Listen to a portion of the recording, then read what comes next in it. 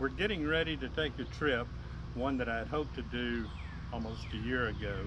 So we're going up to the Smoky Mountains and going to ride up to, well, we're going to trailer the Spyder up to Cherokee.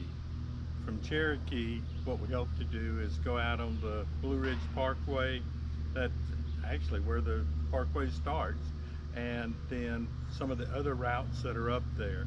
We camped up there a couple years ago, really enjoyed the place. It's not quite as busy as some of the other places, a little more rural and rustic, and we're looking forward to making this trip. From there, of course, we're right at the base of being able to take the highway up to Gatlinburg. That's also a pretty drive up through there. So a lot of things that we're looking forward to on this. Getting ready for that trip, several things have gone into it. First of all, you may recall that I had purchased the bike back, it's been a little over a year ago now. It only had 500 and something miles on it. And the tires on it just looked brand new. Well, they were brand new other than being about 10 years old. So I rode them for a year and just knew better, but at the same time, it's just hard to look at a tire that shows no flaw in it whatsoever and to take it off. But I did go ahead, take the bike over to the shop, put new tires on it. For those that are curious, I did go with the factory Kendra tires, and so we've got new tires on it now, but it sure did hurt my feelings and my pocketbook to take that pretty set of tires off. One thing I have noticed though, since putting these tires on, when I go to turn the steering wheel on concrete, you can hear them squeak now when I put them in the garage, and they didn't do that before. It's got to tell me something about there's more grip in these fresher tires. Also getting ready, moving on from that point, the little trailer that I haul it on, I've put new tires on it. I'd already had the wheel bearings re-greased, so that should all be good. Trying to do as many of the things as I can think of from a safety standpoint to make it to where we don't have a problem on the trip. As far as from a comfort standpoint, I just purchased some sheepskins. This one is one that actually I'm going to have on the back seat. I'm not sure just how well it's going to work for that. It absolutely covers the bottom part of the seat, can go up to cover some of the back. I've got one for the front. It's much smaller than this, only covers the bottom area of the seat. And so far, I've ridden it on several 90-degree plus days. This has worked very well. The only problem that I have with that one is that on the backrest, that where my back touches it, it still gets hot and sweaty. As far as this area, nope, stays dry. So been pleased with that. The idea with the bigger skin for the back seat is I'm hoping that it'll make it to where it can cover the bottom part of the seat and then come up the backrest for my wife. So we'll see how that works out.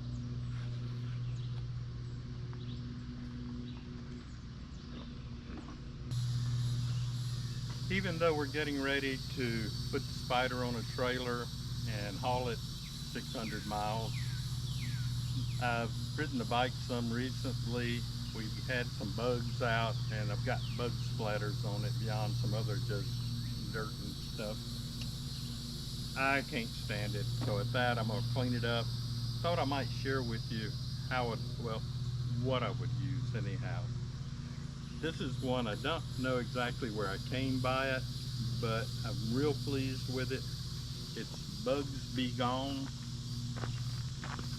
See if you can get that where you can see. And really does an excellent job in dissolving the bug grime. What I'll do is squirt some of this on, take an old rag, it'll come right off, after I get through getting all the bugs off, and that includes on the windshield, because I'll show you in a bit, there's lots of them, on the Tupperware, if you will. I had watched a YouTube that John and Miriam put out, and he discussed that he'd probably only put water on his Spyder one time. I liked that idea, and I had washed a couple times, and last time I'd actually used some lemon pledge, because several people had talked about using that and had good results with it. And his YouTube, John said that there could be some issue with that in discoloring some of the finish. I don't know that. I'm just going with what was said. He recommended and that he was using a waterless wash and wax, a detailer's. I think he called it instant detailer, and I could be wrong on that term. But I went and bought a bottle of, this is McGuire's Ultimate Waterless Wash and Wax. First use of it, really liked working with it. It was much easier even than on the Pledge polish. With the Pledge polish, there's a certain amount of having to work it to make it stuff go away. With this, with what is it, microfiber towel, it's with the way that they say to spray it on the finish, but I see that for a bigger finish. So I squirt some on the towel, hit it on the bike, and then find a dry spot, wipe it up, leaves a nice shine on it. Very easy to work with. You don't get it in like with wax, where you can, you got so many little tiny places that you can get trapped in. You don't get that with it. So real pleased with that. On the windshield, after you use the Bug Be Gone on it, it leaves a smeary film, and my guess is it must do the same thing on the other finish also. On the windshield, after I get the bugs off, I come back behind that with just plain old rubbing alcohol. Uh, get an old t-shirt, rubbing alcohol, and it'll clean it right up and not leave streaks all over the place. So I'll just give you a couple of things here to show you how it works so that you'll see what I'm talking about.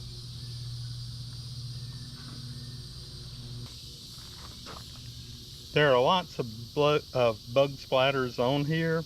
This is the one easiest to see. There's a full-grown bug that came here.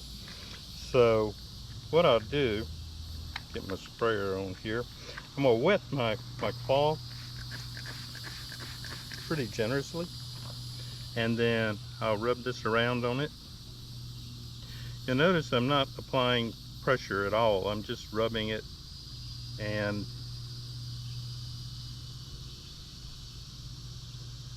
there. I mean, here's some that slid over, but that bug gone. I've used it on my camper. Real pleased with it, because I've had some things I've worked with that they work you half to death trying to get it off of there. So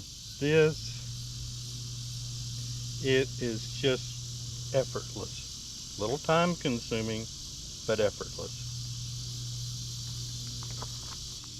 Just to show you, I'm gonna work with this one area where I just took the bug off. And so now this is McGuire's waterless. So I'll squirt some of this on my rag, and then rub it on. I don't know if you can see, but it just, I don't know, more like just kind of damp looking is about the most that I can tell you. And it says do not allow the product to dry.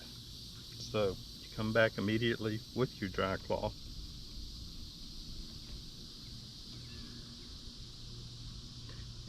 And just buffer out.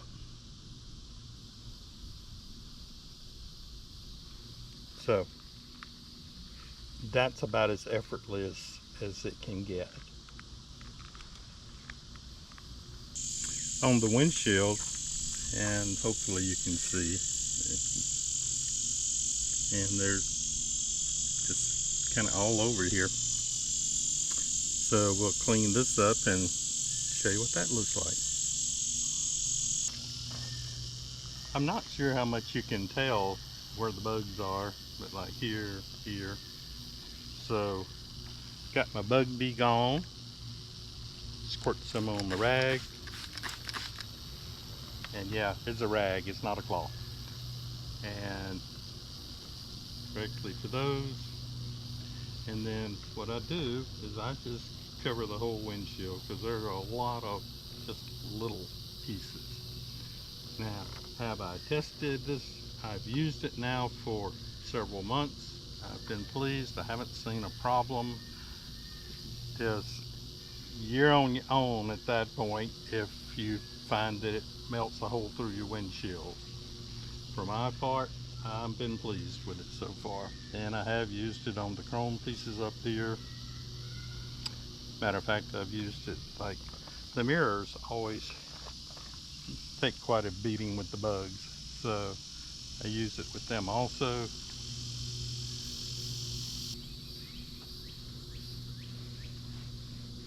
And it leaves like a, geez, the best I can think of is a dirty glass look if you were selling dishwasher detergent, and where they're going to show you how their glass is not that clean.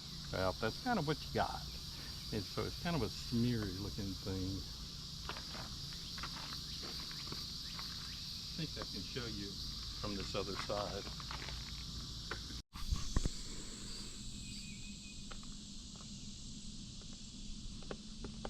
Hopefully you can see it's quite different.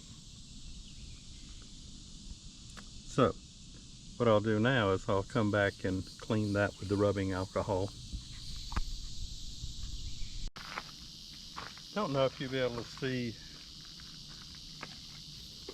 the residue that's on the windshield or not. I don't know whether you want to call it residue, or it's not a sheen, but something spiky looking out there. Possibly you can see the difference as I come over it here. And I do clean all of it over the chrome and all. The chrome part I will come back over with the waterless wash and wax. This is just, hey, I happen to be here, so. Over here is where I've not come back and cleaned it up with the rubbing alcohol, and hopefully the camera will allow you to be able to see that difference. That line runs right through here. And yes, I know I'm gonna have to clean it again when I get there, but you can see what a nice job it did, hopefully. So when I get to a publishing video of the beautiful ride through the mountain, you'll be able to go, I know how come I can see that now.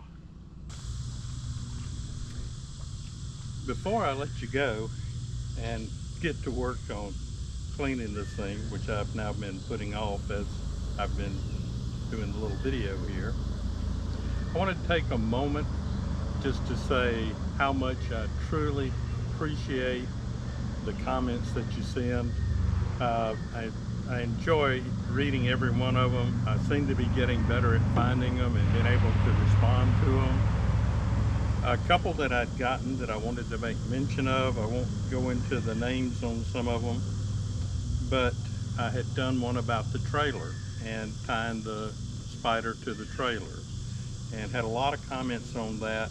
One that I'd gotten said I would get soft straps for all tires, because the other ones, when you pull them off, they'll scratch the finish on the wheels. Had not thought about that.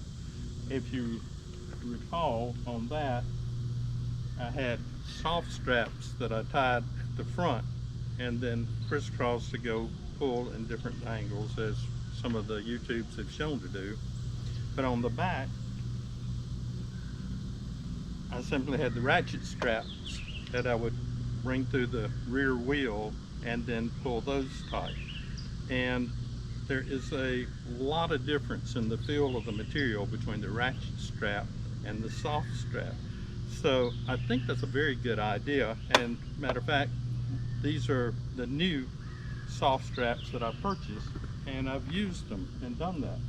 Matter of fact, after having looked at it, and I had more straps than I needed at that point, what I've now done is I've gone to doubling on these. And so through the back wheel, I run both of these through, and then I hook a ratchet strap and go that way, and I hook a ratchet strap and go that way. And the reason that I use two of them is the most pressure that thing's gonna get on it is when you have to hit your brakes hard. And so when you do that, it's gonna pull forward on it. And I wanted to have the extra strength on it to deal with that. So thank you for that recommendation. I absolutely paid attention to it, and I thought it was a great idea. The next one that I got off of the same video, where I was loading the Spyder, and it's very close on the nose of the Spyder getting up on the trailer and having to be extremely careful with it. And someone had sent in that if you will take the jack, the front end jack under the trailer, and jack it up, that it will lower the rear end of the trailer. And I've done that. I simply leave the trailer hooked to the truck, put the jack down, extend it up as far as it'll go.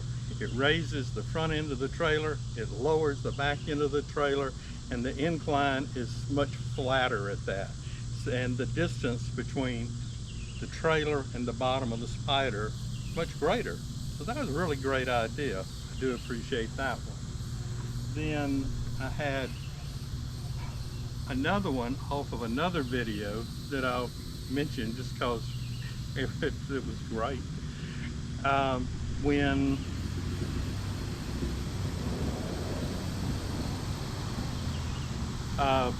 I did the video and was talking about various things, and one of the things I mentioned that tried to be as protected as I could, to do as many things as I could, but you know, something like an animal run out in front of me, that's just only so much that you can prepare for. And the question was asked of me, have you practiced swerving and emergency stopping? And I truly just, it's like duh when I read that, because it's absolutely what should be done. And I intend to try to do a video on that. And it's funny because the idea of doing those things is just a little spooky to do it. Look, in the Can-Am school, you did it at what, 15, 20 miles an hour and slammed on the brakes. When you jack that speed up, I did try it the other day at about 40 or so, and it is dramatically different than at 20. And if you're running at a highway speed and do that, it's really got to be different. So why would you wait until that happens to find out? So it's something I intend to work on. It's something that I intend to do video on, and we'll see how that works out. Again, thank you so much for the comments. They truly mean a lot, and I'm learning from them. Guys, I hope you have a great day, and we'll wrap this one up and hopefully be able to get some good footage up in the mountains.